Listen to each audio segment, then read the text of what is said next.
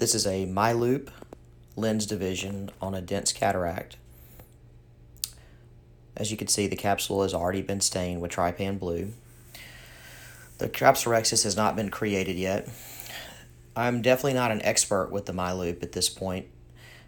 I used it on about 10 cases in Trinidad a few weeks ago, mainly doing SICS, which it's really great for. That was my plan for this patient, but this patient had atrial flutter. Anesthesia was unwilling to put them to sleep, and he was anticoagulated, so we didn't want to do a retrobulbar block.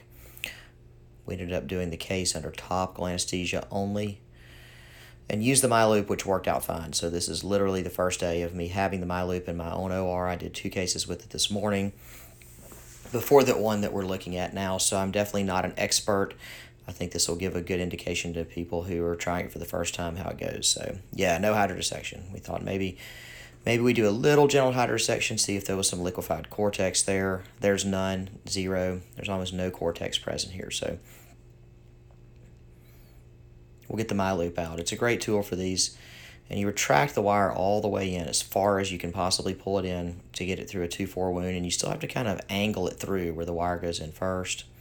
Had a little trouble in my first 2 cases today getting it in a 2-4 wound. I'd only used it through a SICS wound or a 275 up until now.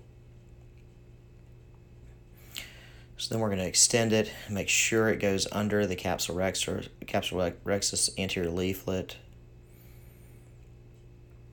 And you want to fully extend it. That little black line on the shaft of the MiLoop is to show you about where it should be in relation to the wound. So that should be right at the wound edge, I believe.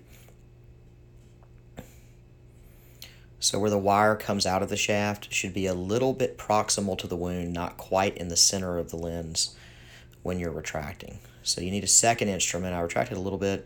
You need a second instrument to keep the lens from burping up into the anterior chamber as the MiLoop is clamping down on it. I'm using my trusty Connor here. A chopper might be nice for a case like this, but I had a Connor handy, so we just went with it. You can see now the lens is completely cracked.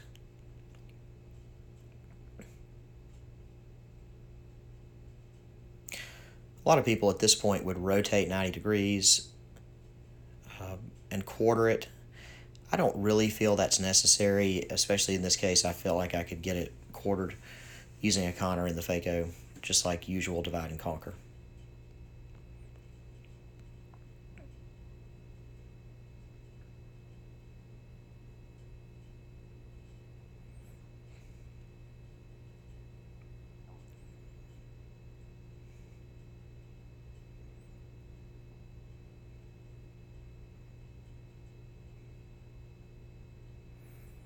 If anyone was watching just for MiLoop technique, that's over with. I kept the video with the nucleus removal for the benefit of the LSU residents and whoever else watches it that wants to see technique of divide and conquer and quartering with an extremely dense cataract. And this one's very tough, and it has sharp edges. Some people claim that you can't rupture a posterior capsule with the sharp edges of an extremely dense lens. I think you can. I think you have to be very careful how it's rotating and spinning around with the Phaco. So I really try to get the quarters completely free from the other quarter before I start Phacoing. This is a Centurion. It's on procedure 2. It gobbles it right up. The total CDE on this case was about 20, even with the Centurion. I believe it would have been a better SICS case. I think he will have corneal edema. But this is a pretty young guy in his 60s. I think it will clear just fine over time. Although I would have preferred to SICS it using the MiLoop to break it in half, decreasing the wound size. I'll try to post an SICS video like that as soon as I get one. FYI, this film is through the Ingenuity, which makes great 2D quality video as well as 3D. So the first quarter's out. Now we'll just position the other quarter in front of the Phaco tip. And always keep my bevel pointed left 98% of the time.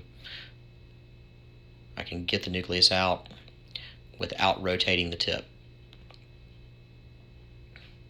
It's really important, especially with a dense lens like this and a lot of phaco time, to make sure that the phaco tip is completely in the eye and there's good flow through the irrigation cannula so that you don't have any wound burn.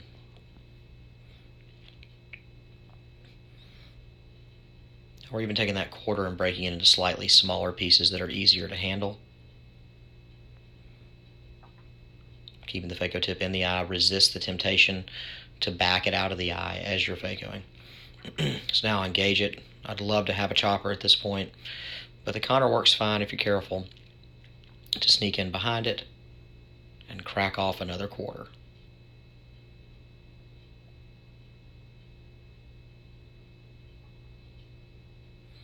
And I'll really try hard to get that quarter completely free before phacoing it. And it's tough. Those fibrous pieces of lens are very tough to get completely separated, and sometimes it's not possible, but when you can get it done, I think it makes it safer so that the other piece sits nicely in the bag while you get that quarter. Now we'll rotate this quarter up. We've got it made now. As dense as this lens is, I'll probably break this into an eighth and take it in pieces.